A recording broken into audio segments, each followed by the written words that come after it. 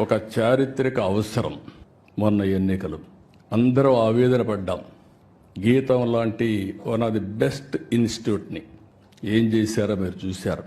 ఇలాంటి ఇన్స్టిట్యూట్స్ రావాలని కోరుకునే సమయంలో ఇక్కడ డెమాలిషన్ చేసే పరిస్థితికి వచ్చారంటే చాలా బాధేస్తుంది. అలాంటివన్నీ మనం చూసాం.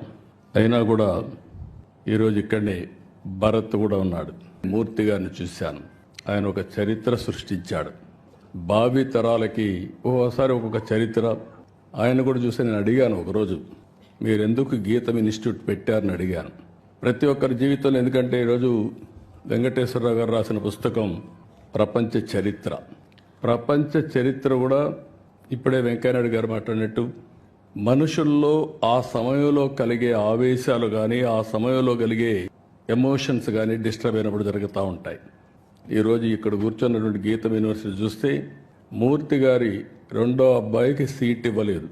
ఏదైతే విజయవాడలో ఉన్నటువంటి సిద్ధార్థ ఇవ్వకపోతే, నేను అడిగితే సీట్ ఇవ్వలేదు, నీకంటే పెద్ద ఇన్స్టిట్యూట్ పెడతా, గొప్ప ఇన్స్టిట్యూట్ పెడతా అని గీతం స్టార్ట్ చేసిన వ్యక్తి మూర్తి గారు.